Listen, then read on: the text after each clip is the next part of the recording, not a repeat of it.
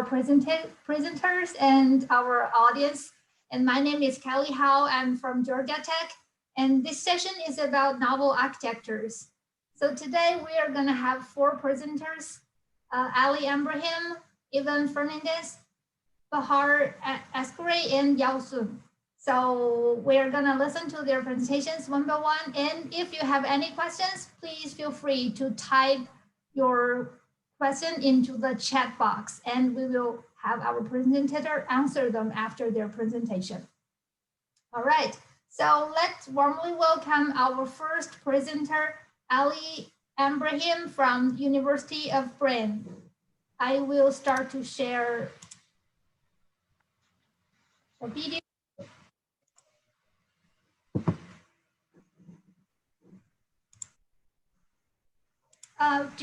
Please let me know if you can hear, if you cannot hear the voice.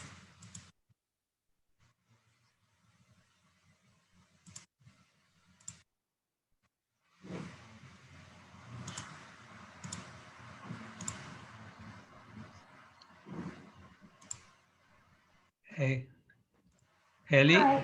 Yeah. Kali, we cannot hear. You have to unshare and click on share. All right, got it. Oh, I see. At the bottom, you have two. Yes, you have to. How about now? Good. It will work now. Thank you. Department of Computer Engineering, the University of Bahrain. In this video, I'll be presenting our paper, An Efficient Hardware Architecture for Finding Frequent Items in Data Streams. This presentation is organized as follows. I'll start by introducing the frequent item problem in what we call the data stream model. Then I will give an overview of the very popular space-saving algorithm used for solving the frequent item problem. I will then present our proposed architecture for implementing space saving in hardware, which is the main contribution of our work. I'll start with a high-level overview of the architecture, and then I will explain the system operation and the system implementation using a field programmable gate array. Finally, I will present the experimental results and the main findings in a brief summary. So what is a data stream? Some types of data are best modeled as a stream. Usually a stream is a continuous feed of a huge data, which is difficult to store and process in memory. Examples include network packets, financial data such as stock exchange data, and sensory data in wireless sensor networks. Usually in a data stream, data is processed only once to extract useful information before discarding the data. And of course, data must be processed fast. So processing speed has been a main research focus in stream processing algorithms. One of the fundamental problems in stream processing is the frequent item problem, which is defined as follows. Given a stream S of n items, what are the items that occur most frequently? The frequent items can represent frequently visited websites, or popular search queries in a search engine, or frequently bought items in retail data. Because the number of items in a stream can be arbitrary, an exact solution is impractical, or in many cases infeasible. The space-saving algorithm aims to find an approximate solution for the frequent item problem using just k counters in memory. Each counter or bin has 3 main parameters: an item ID, a count value, and an overestimate value. The main advantage of space-saving algorithm over other algorithms is the ability to guarantee the identification of all items with counts that exceed n over k, where n is the size of the stream and k is the number of counters used. In the space-saving algorithm, k distinct items are monitored at a time. During the stream process, whenever an item is re-encountered, the item count value is incremented. A new item not in the k-monitored items will replace the item with the minimum count. Each item update requires the relevant count value to be stored as an overestimate before it is incremented. By doing this, space saving guarantees that an item is frequent when its count value minus its overestimate exceeds the predefined threshold value. This figure is a simplified view of our hardware adaptation of space saving. The architecture is based on a simple heterogeneous array of processing elements with unidirectional flow of data and minimal interconnections between neighboring processing elements. In this architecture, each processing element, or PE, is equivalent to a single counter in software. PEs operate in one of three modes: the count mode, the replace mode, and the report mode. In the count mode, the array monitors k distinct items in parallel and continuously shifts the reference of the minimum count to a control unit outside of the array. In the replace mode, the item with the minimum count is replaced with a new item. In the report mode, any item detected to be frequent is shifted out of the array. This pseudocode shows the functionality of a processing element in the count mode. Here the array monitors k distinct items. At the same time, the minimum count is continuously shifted from one PE to the next. Any item detected to be frequent is passed to the next PE in the report mode. Any item not monitored by any of the PEs will eventually overflow the array. Here the control unit stores the array and reloads the item with the reference of the minimum count back into the array in the replace mode. This pseudocode shows the functionality of a PE operating in the replace mode. The PE compares the reference of the minimum count to the stored count value. If the values are matching, then the stored item is replaced with the incoming item according to space-saving algorithm. Otherwise, the incoming item, along with the reference of the minimum count, are passed to the next PE in the replace mode. It is important to mention here that it's possible for an item propagating in the replace mode to overflow the array. This happens when the reference of the minimum count is no longer valid because it's been changed by some of the preceding items. In this case, it is necessary to restore the array for re-identification of the minimum count.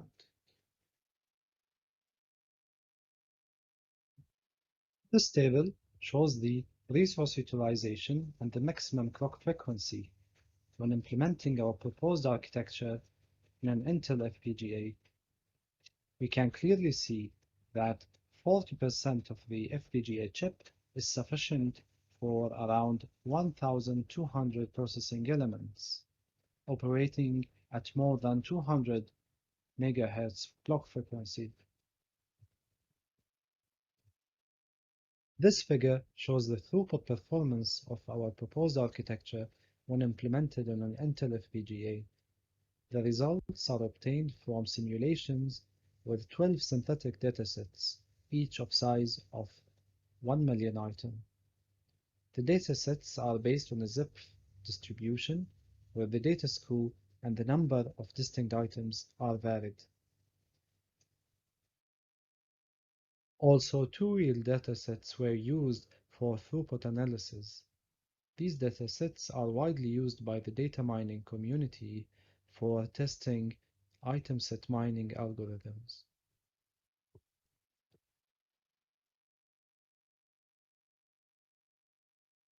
This table shows a comparison of the average throughput of our proposed architecture with previously published work. We can see that our proposed architecture can provide speedup of up to 11x compared to software implementations of the space-saving algorithm.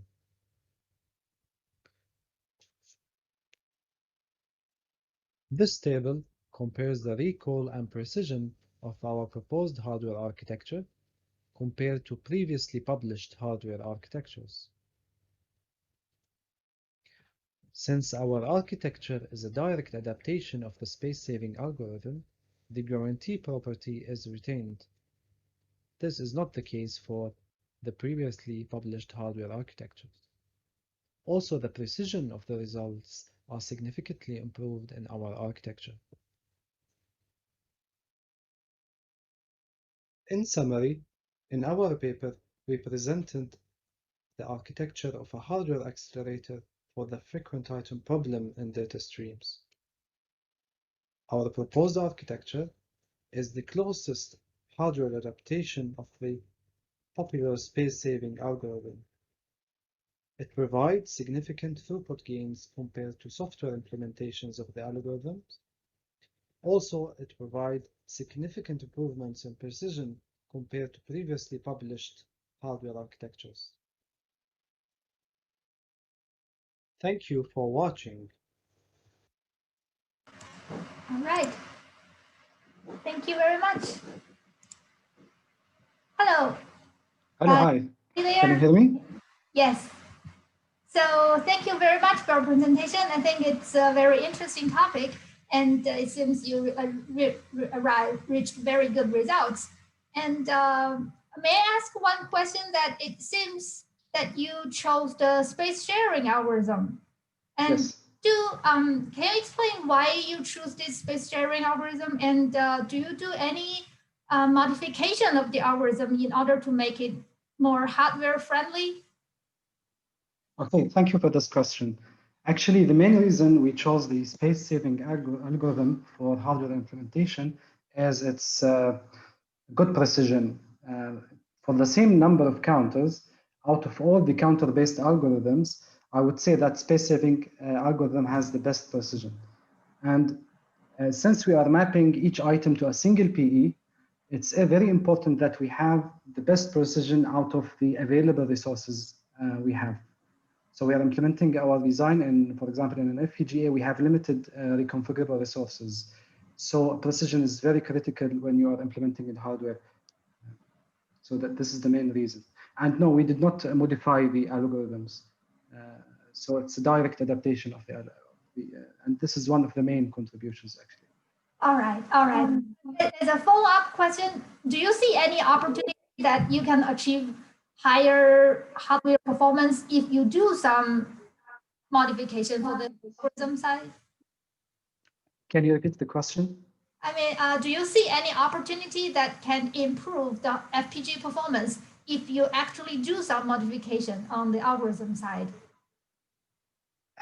We haven't explored modifying the algorithm itself because it has very good properties. Some previous work, they tried to modify the algorithm for to try to reduce the resource utilization.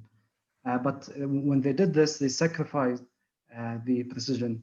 And also yes. So better optimization is a better way to go for performing for better performance. And also, we've only implemented the design on a mid-range field programmable gate array.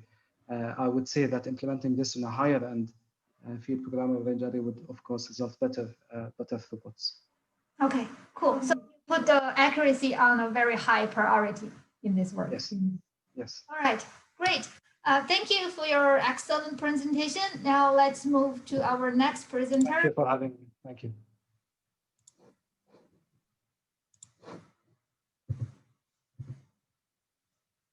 So our next presenter is Ivan Fernandez, and he's from the University of Magna, Spain. And now let's take a look at his. Hello everyone, and welcome to the presentation of NATSA, a near data processing accelerator for time series analysis.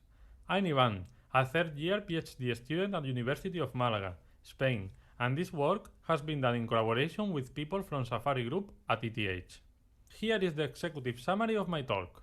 The problem is that time series analysis is bottlenecked by data movement in conventional hardware platforms. The goal of this work is to enable high performance and energy efficient time series analysis for a wide range of applications. As contribution, we propose the first near data processing accelerator for time series analysis based on matrix profile algorithm. NATSA provides up to 14.2 times higher performance and consumes up to 27.2 times less energy than a DDR4 platform with 8 out-of-order cores. NATSA outperforms an HBM NDP platform with 64 in-order cores by 6.3 times while consuming 10.2 times less energy. Here you can see the outline of the talk. First, I will motivate the acceleration of time series analysis. Second, I will present NATSA design. Third, I will present NATSA evaluation. And finally, I will present some conclusions. Let's start with the motivation. Time series analysis has many applications, like climate change, medicine, economics, signal processing, even astronomy, and many more. Two of the most used primitives for time series analysis are Motifs and Discords. Given a sliced time series into subsequences, Motif discovery focuses on finding similarities, while Discord discovery focuses on finding anomalies. Here you can see a naive example of anomaly detection. We have a very regular time series which has a very different subsequence over here. If we use the Euclidean distance to measure how similar are the subsequences within this time series, we find that for the most different subsequences, we obtain higher distance values. Matrix Profile is an algorithm and an open source tool intended for Motif and Discord discovery. It is very easy to use, only the subsequence length is needed, and it is exact and an anytime algorithm. Here you can see how the algorithm works from a high-level perspective. We have a distance matrix and the profile, which is the output of the algorithm. Each cell of the distance matrix contains the distance in terms of similarity between two given subsequences of the time series. Matrix profile uses the Euclidean distance as a metric. What we actually obtain is the profile. The profile contains the minimum values for each row of the distance matrix. In other words, what we obtain is the most similar subsequence for a given one with respect to the whole time series. We also store the index of that subsequence. If you want to know more details about the algorithm, please take a look to the paper. SCRIMP is the state-of-the-art CPU matrix profile implementation, but there are also GPU and heterogeneous CPU-GPU versions available. We characterize SCRIMP using an Intel Xeon Phi KNL. Here you can see the bandwidth usage and the speedup we obtain when using two different types of memory, HBM and DDR4. We observe that when we change from DDR4 to HBM, we obtain significant performance improvements, and if we use DDR4, the performance doesn't scale beyond 32 threads. We also perform a rough-line analysis of SCRIMP and find that its animatic intensity is very low. So in conclusion, SCRIMP is heavily bottlenecked by data movement. I already showed that time series analysis is very important for a wide range of applications, and it is bottlenecked by data movement. So the goal of this work is to enable high performance and energy efficient time series analysis for a wide range of applications by minimizing the overheads of data movement. To this end, we propose NATSA, the first near data processing accelerator for time series analysis that exploits 3D stacked HBM memories and specialized processing logic. Let's move to NATSA design. NATSA is designed to fully exploit the memory bandwidth of HBM and employ the required amount of computing resources to provide a balanced solution. NATSA consists of multiple processing units, PUs. Each PU includes energy-efficient floating point units and bitwise operators. PUs are designed to compute batches of diagonal of the distance matrix following a vectorized approach. NATSA is integrated in the same silicon interposer with an HBM memory, as you can see here. NATSA PUs consist of 4 hardware components. First, we have the dot product unit. Second, we have the distance compute unit. Third, we have the dot product update unit. And finally, we have the profile update unit. The execution flow through the hardware components of a PU includes the following steps. First, the dot product computation of the first element of the diagonal. Second, the Euclidean distance computation of the first element of the diagonal. Third, the first profile update. Fourth, the dot product update. Fifth, the second and successive Euclidean distance computations. And sixth, second and successive profile updates. We ensure load balancing among PUs using a static partition scheduling. We assign pairs of diagonals to each PU that sum the same number of cells to compute. Here you can see an example for two PUs, PU0 and PU1. What we do is to assign PU0 the third and the 10th diagonal of the distance matrix, and to PU1 the fourth and the 9th diagonal. So both pairs of diagonals have 9 elements, and we continue this scheme until the whole distance matrix is assigned. If you want to know more details about this scheduling scheme, please take a look to the paper. If we randomly order the pool of diagonals that each PU has to compute, we additionally ensure that the anytime property of the algorithm is preserved. And if the user interrupts its execution, a partial valid solution is obtained. We provide the user an interface to invoke NATSA. The user is responsible for allocating the time series and providing the subsequence length. At NATSA, we provide the user the compute profile and profile index vectors as a result. Here you can see the NATSA API with NATSA function. It precalculates the statistics, allocates the private profiles, calculates the diagonal scheduling, starts the accelerator, and performs the final reduction. Let's move to the evaluation. We use an in-house integration of searching and Ramulator to simulate the general-purpose hardware platforms. We use MacPath to obtain area and power for the general-purpose hardware platforms. We use the integration of Aladdin and Gen 5 to obtain performance, power, and area of NATSA. And finally, we obtain the memory side power consumption using Micron Power Calculator. We define several representative simulated hardware platforms for the evaluation. We have DDR4 out of order with 8 cores, DDR4 in order with 64 cores, HBM out of order with 8 cores, HBM in order with 64 cores, and NATSA with 48 PUs. We also evaluate NATSA against real hardware platforms like Intel 7500KNL, NVIDIA Tesla K50C, and NVIDIA GTX 1050. We first compare the performance of NATSA with respect to the general-purpose hardware platforms. We use time series of different lengths, and we observe that NATSA outperforms the baseline DDR4 out of order by up to 14.2 times, 9.9 times on average. We then compare the power consumption of NATSA with respect to simulated and real hardware platforms. Here you can see the power consumption for each component of the evaluated platforms. As we can observe, NATSA has the lowest power consumption, and most of its power is consumed by memory. Next, we compare the energy consumption of NATSA with respect to simulated and real hardware platforms. Here you can see the energy consumption for a given time series. NATSA is the one that requires the less energy to perform the computation. We observe that NATSA reduces energy consumption by up to 27.2 times over DDR4 out of order, by up to 10.2 times over HBM in order, and by up to 1.7 times over an NVIDIA K40C. Finally, we compare the area of NATSA with respect to the simulated and real hardware platforms. We observe that NATSA is the one that requires less area. NATSA, even at 45 nanometer technology node, requires the least area. Finally, let's move to the conclusions. The problem is that time series analysis is bottlenecked by data movement in conventional hardware platforms.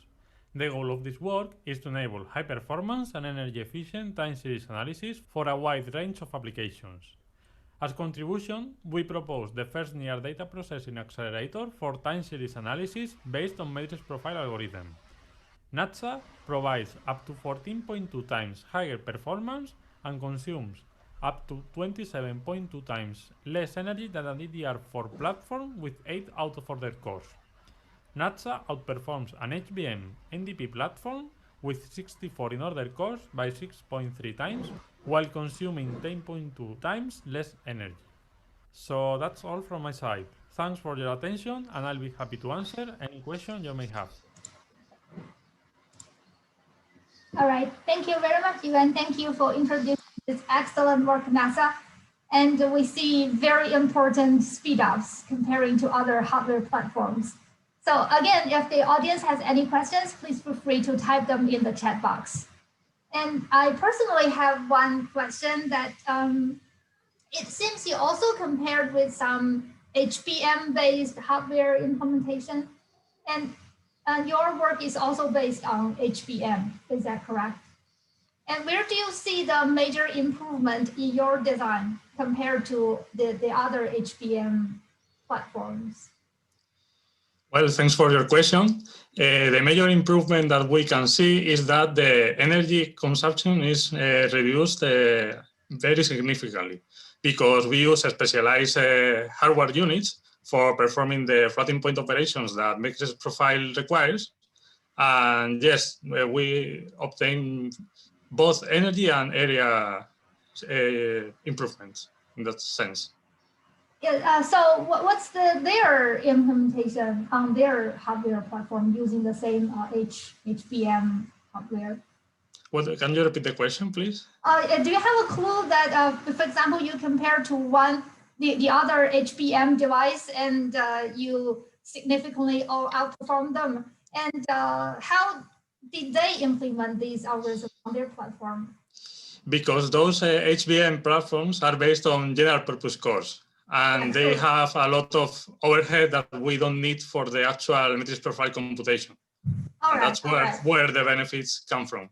All right. So you're really proposed a very dedicated and specific architecture. Exactly. Yes. Yeah, that's cool. That makes a lot of sense. Thank you. And also, have you ever thought of or already did that trying to compare with FPGA platform or other software platforms like GPU and CPU? Well, we compare our current implementation of NATSA with GPUs in terms of area and energy, and we beat in both sense. But we are also working on a more improved version of NATSA to beat the GPUs also in terms of performance. And this is the actual current work, let's say. Cool, that's very cool. And you think this is an application that's suitable for FPGA platforms? Yes, I think so. All right, great. Thank you very much. Thank you. Thank you for all the excellent presentation and your answer. Now let's move forward to our next presenter.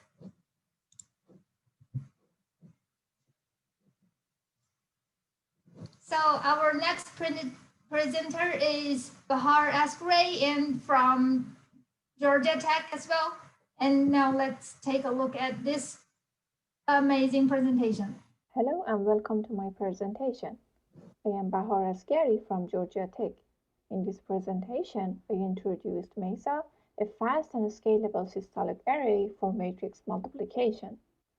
Matrix multiplication is the key matrix algebra in several applications, such as in neural networks. For instance, to perform a convolution in neural networks, a common practice is to convert the convolution to a general matrix multiplication as shown in this slide. Matrix multiplication has two main features. It consists of several similar operations and it captures a high data reuse rate. As a result, systolic arrays have been proposed as a fast and low-cost solution to perform matrix multiplication. In prior work, two types of systolic arrays have been proposed for matrix multiplication. The first type is non-stationary, which consists of MAC units. To perform a matrix multiplication, both of the operands flow through the array. To see how it works for multiplying matrix A and B, shown in this slide, I split the timeline into three phases. The first phase includes only the processing. At this phase, as the animation shows, the two operands are meeting each other at the MAC units, and once they both passed a MAC unit, an element of output is ready and stored in that MAC unit. For instance, the yellow element shown in this slide. The systolic array keeps doing it until it's time to offload the output from the MAC units, which takes n plus m time steps. After phase 1, we can start offloading the output elements, the first time step of which can be overlapped with phase 1. Then, in phase 3, we only offload, which takes n time steps in total. The second type of systolic arrays are stationary ones that are also made of MAC units. These are the more popular systolic architecture also used in Google's TPU.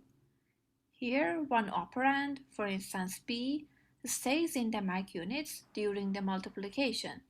So first, we need to load matrix B, which takes m-1 steps. While loading last row of B, we can start the process. Then, if we continue, we see that processing takes m-1 steps. Starting from next step, or in phase 4, the outputs are getting ready. Therefore, we see that the elements of output are pushed out. Phase 4 takes n plus p minus 2 time steps. And one last phase is required to read the last element. Till now, we saw that both types of systolic arrays proposed by prior work have a common challenge of scalability, which means that the latency of both of them increase linearly when any dimension of any operands increase, which is not the optimized latency. In fact, matrix multiplication consists of multiplications and additions, among which adding m numbers can be done in log m rather than m steps. Therefore, in an optimized design, latency should be able to increase sublinearly with the input size. To achieve this optimized design, we propose a new systolic architecture consisting of separate multiplier array and adder tree array. As a result, when any of the dimensions of the operands grows, our proposed systolic array is faster than the other two proposals. Let's see how. This is also a stationary systolic array. Therefore, we assume B stays in the multipliers. And first, we load B, which takes m-1 steps. Then, in phase 2, A starts to flow, but not in a diagonal form. In phase 3, while multiplications are going on, the output of each column of the multiplier array goes to an adder tree that are balanced and pipelined. We continue doing multiplication and addition in parallel. Then outputs start to get ready. In phase 4, multiplications are over and we only wait for additions to be done, which takes log m time steps. This slide shows processing elements and the connections between them for the two MAC-based systolic arrays and MESA. The processing elements of all three designs include two input registers R1 and R2 and an output register R3. Their differences are in where the adders are located and what data pass through and in which direction data flows. Besides, as this slide shows, for the stationary and MESA, the submultiplications can be arranged such that sequential ones reuse a common stationary operand to save energy and the time of loading the operand. For the non-stationary, however, as the partial outputs are stored in the processing elements, for every submultiplication, both operands must be re-streamed into the array. This is one of the reasons that the non-stationary systolic arrays have been less frequently used. The other challenge of the non-stationary systolic arrays is that their performance depends on design choices, which limit their implementation and applications. This slide illustrates such a challenge by showing the time steps for processing layers of ResNet 50, along with the matrix dimensions for two different choices about how to push inputs into the systolic array and how to offload the output. As the figure suggests, depending on the matrix shape, one design choice could be better than other, which complicates the application of the non-stationary systolic arrays. For more details, please refer to the paper. Before going to experimental results, we thoroughly analyzed the impact of scaling the input sizes on performance for the three systolic arrays by varying one dimension of the inputs at a time. As the diagrams in this slide show, when any dimension of the inputs grow, the number of time steps of MESA is smaller than the other two systolic arrays. To evaluate our proposed systolic array, we implemented an async FPGA using Vivado HLS. We used appropriate pragmas to describe the multiprior array, as well as making sure the adder trees are balanced. Our benchmarks are 5 deep neural networks with various matrix sizes. We compare latency and energy consumption. Our evaluation results show that on average, our proposed systolic array works 1.9 and 1.8 times faster than non-stationary and stationary systolic arrays respectively, while consuming approximately 2 times less energy. To better explore the rationale behind the different energy and power consumption, this slide compares the breakdown of dynamic power consumption. Note that the static power consumption of all three designs is similar. As the diagram suggests, the lower power consumption of MESA stems from less signal transmission for two reasons. First, during the matrix multiplication steps, the multipliers transfer data only in one direction. In fact, the connections in the other dimension are used only for loading the stationary operand.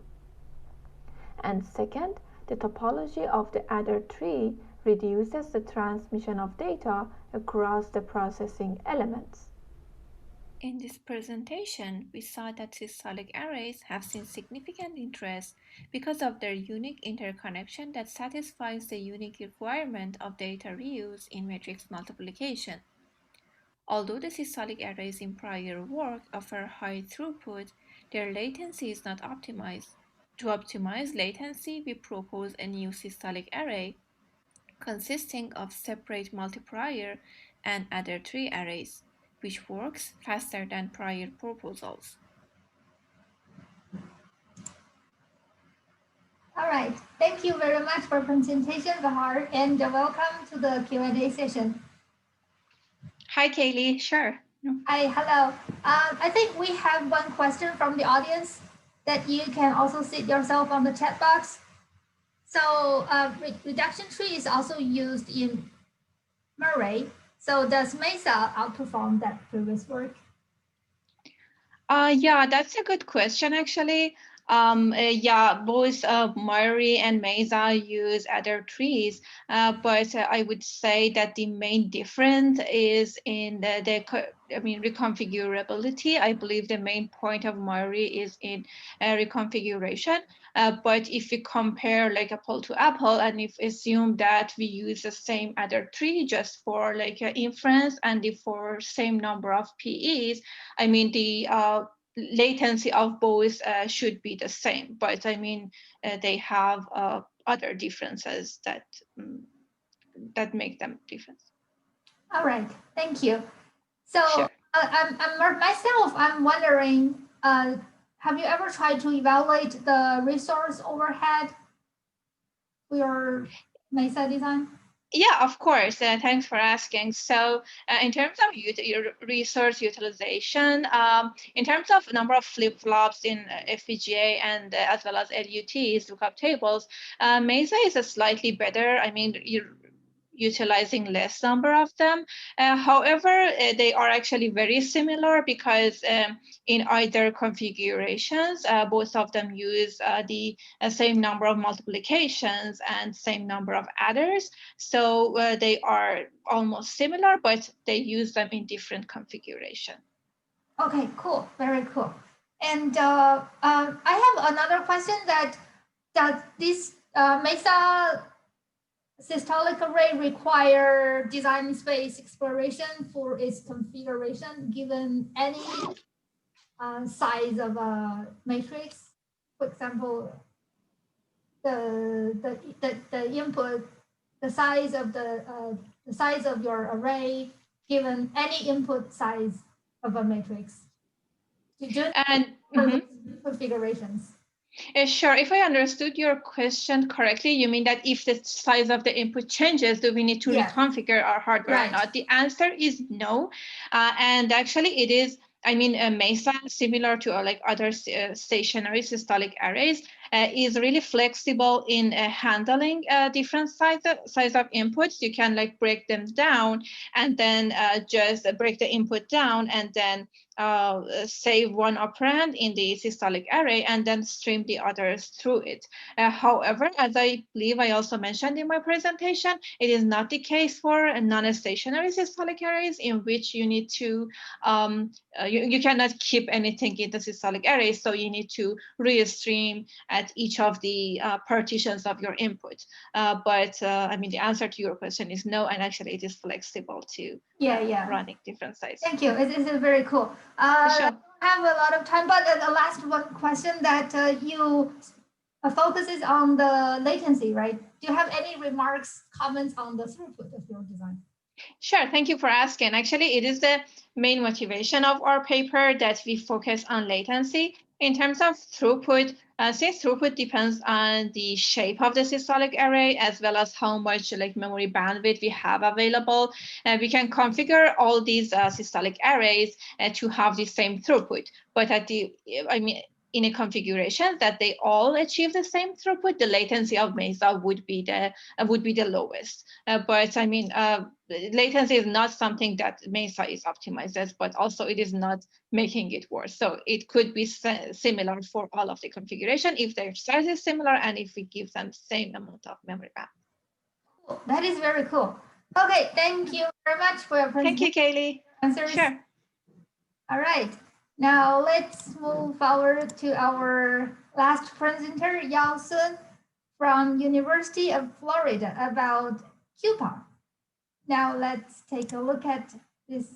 Hello, my name is Yao Sun, and I'm from University of Florida. Today, I will talk about our work QuPAA, which is the parallel and adaptive architecture on quantum computers. My talk contains 4 parts, and let's start from the first background part. First, let's talk about the difference between classical bits and quantum bits. As we all know, a classical bit is 1 or 0, but a quantum bit, also called a qubit, can represent both 1 and 0 at the same time, and once measured, the quantum state collapses to 1 or 0. Then I will introduce the arbitrary waveform generator control unit, which is a fundamental component in our architecture design. In the control unit, an AWG generates calibrated electrical waveforms and controls the target qubit through the switch matrix at the specific clock cycles. This is a clear illustration of the computer unit. We will see this picture again in the later slide. Next, I will talk about the quantum error correction. We adopted the surface code in our work, and the surface code is the most promising quantum error correction code we use today. As we can see, the lattice of the surface code is composed of data qubits and syndrome qubits, which are represented by the white and gray circles. Each syndrome qubit is repeatedly interacted with up to 4 neighbor data qubits and measured for error detections. Then I will talk about our motivation. We are facing 3 main challenges in the process of scaling up quantum computers. The first challenge comes from the quantum gate errors, and we can use the quantum error correction mechanism to protect quantum states from errors. The second challenge is the limited qubit coherence time, and the third challenge is the bloated instruction bandwidth. To solve these 2 issues, our key idea is to exploit the parallelism in the quantum algorithms. Next, I will show you an illustrative example. Here is a small part of the circuit of the quantum Fourier transform algorithm, and the horizontal axis represents the time. As we know, 2 quantum gates operations can be executed in parallel if they target different qubits and have no dependency on each other. So, we find the parallelism between the quantum gates in the red and the blue rectangles. Then, we draw the parallelly operated gates in the same columns and get the equivalent circuit of the parallelization. Here we use a non-standard drawing of the C0 gate for a clear illustration purpose. Compared with the original circuit, we can see an obvious decrease of execution time after exploiting the parallelism. We can also combine the instruction of those parallelly executed gates, but this part will be discussed in the later slides. Now I will introduce the design of our architecture. This is the overview of QuPAA. The original quantum programs are first compiled to microcodes.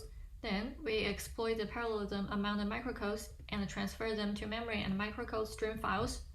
After that, a lock and a dependency cache are applied along with the arbitrary waveform generator buffers to assure the consistency between microcodes. After passing the lock, microcodes are fused to instructions and then sent to the timing queues waiting for execution via AWG units. Since we adopted the quantum error correction mechanism, the measurement results of syndrome qubits stored in the syndrome measurement buffer are then fed to the error decoder, which reports errors and guides the generation of new instructions. Now let's look at the most significant idea in our work, the multiple arbitrary waveform generator unit design. Assume we have a qubit arrangement and we have to perform the following quantum gates on a qubit array. In a baseline quantum computer, the whole qubit lattice is under the control of just one arbitrary waveform generator unit, which means one gate operation is allowed at a time and the given quantum gates are executed sequentially. We want to use more AWG units to increase the parallelism among the quantum operations. For example, if we assign the AWG U0 to control qubit 0 and qubit 1, because the first, the 9th, and 17th quantum gates are related with qubit 0 or qubit 1, they will be assigned to AWG U0. Then, we design to deploy an arbitrary waveform generator unit for each column and each row in the qubit array. The rest quantum gates will be assigned to the corresponding AWG units like this. Next, let's apply our multiple AWG unit design to a larger scale of qubit topology.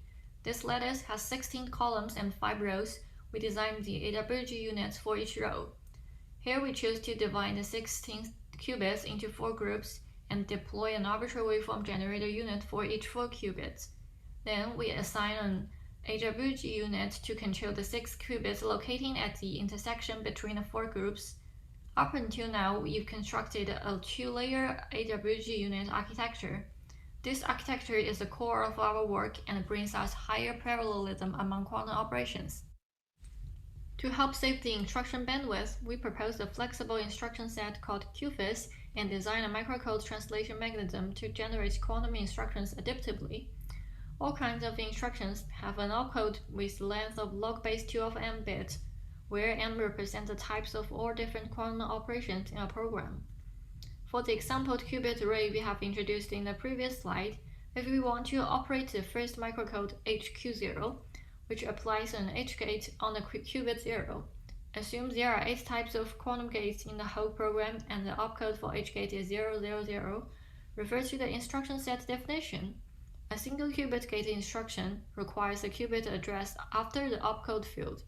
For the qubit address, we use the local address within the AWG unit instead of the global address. So, for Q0, its global address should have 4 bits because there are 16 qubits here. The local address of Q0 is 0. It just has 1 bit because Q0 is controlled by arbitrary waveform generator U0, and only 2 qubits are on this AWG unit. Now we can transfer the microcode HQ0 to the instruction consist of 4 zeros. In QFIS, we can combine some parallel instructions to one instruction with an additional field of AWG UNUM. This means AWG U0 to AWG UNUM will execute the same quantum gate operation. For example, the first to the 8th microcodes can be performed parallelly.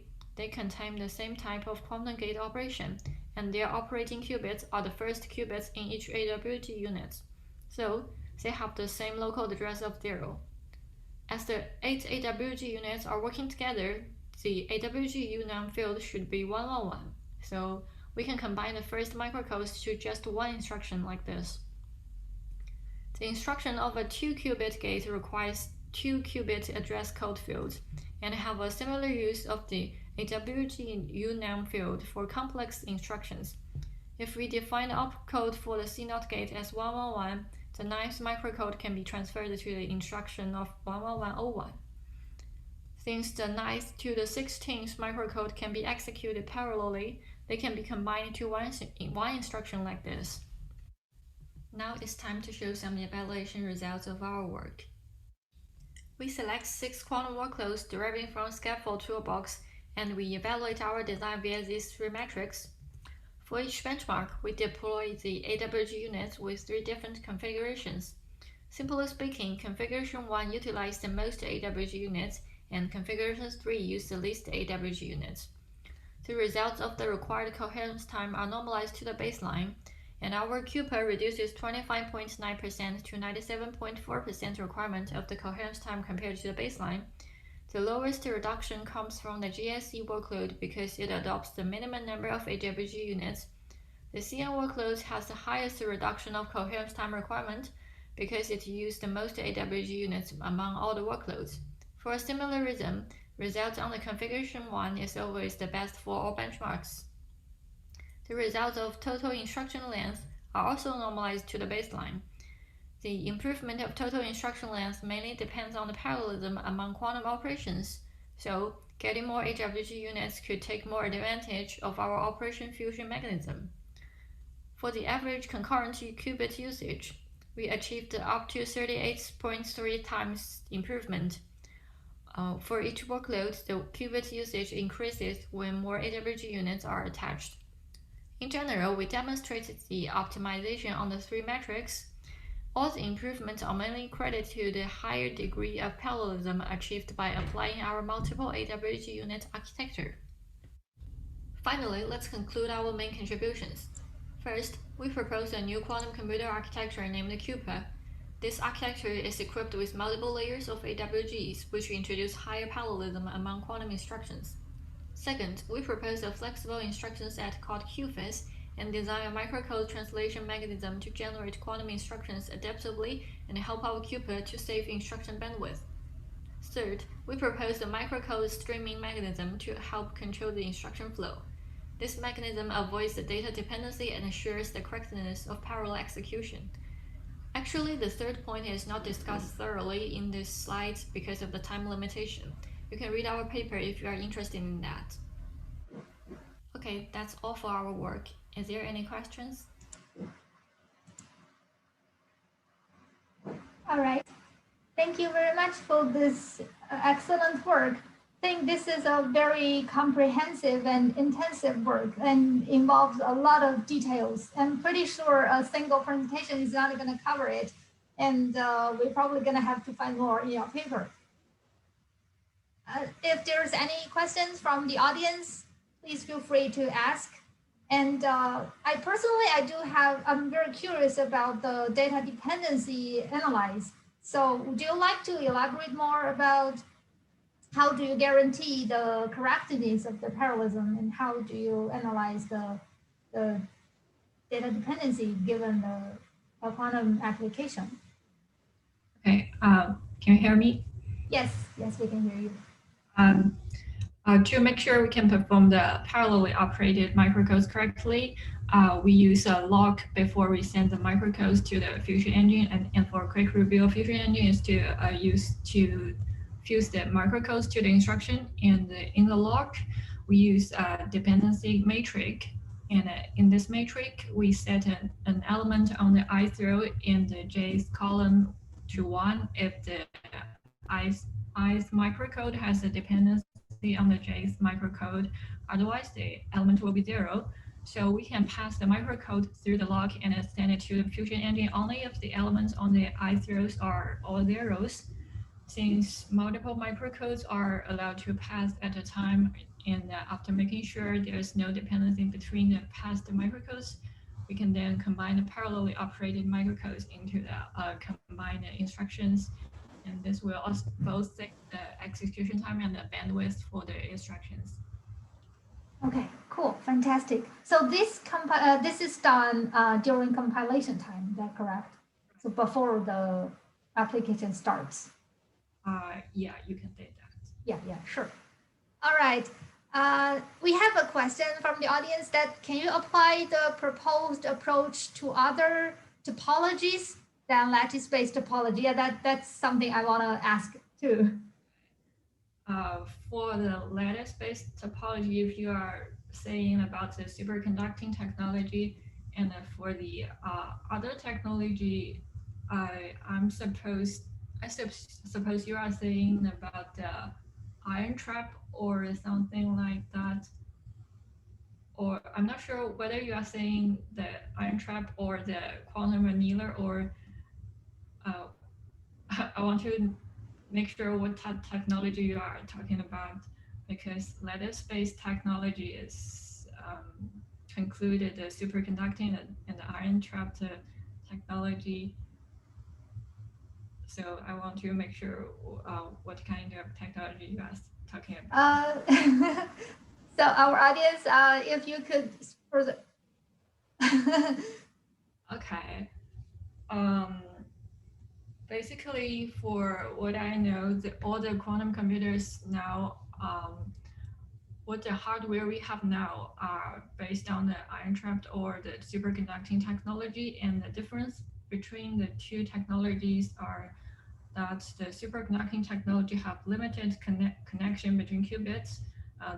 Only the adjacent qubits can be interacted with each other, but ion-trapped technology have fully connection. Like if you have 10 qubits in a quantum computer, every qubit can interact with each other.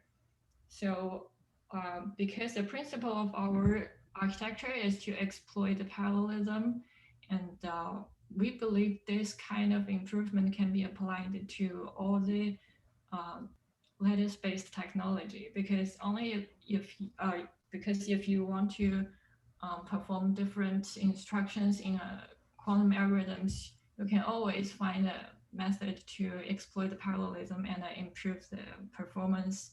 And this performance contain also the execution time and the instruction bandwidth. All right. Thank you. I hope that answers the audience question.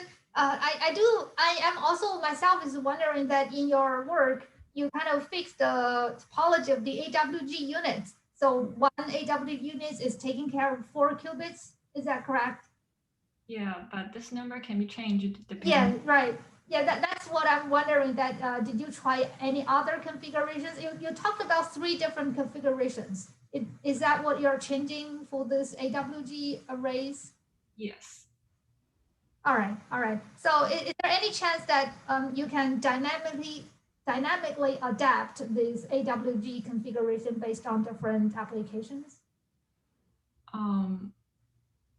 What do you mean by dynamic? For example, you fixed one AWG connections and you deal with all the different quantum algorithms, and sometimes you want to change the AWG configuration for different algorithms. Is that possible to do it dynamically? I think maybe no, because okay. A quantum okay, no problem. Hardware has a fixed connection. Okay, well, I'm just trying to understand the basic architecture. Cool. Thank you very much. Thank you. I think this is all for today's session. And if you don't have any other questions, I would like to thank you again for all the presentators and all our audience, and hope to see you in next session. I guess it's tomorrow, and maybe in next year. Right. I think this concludes this session, and thank you again, everyone.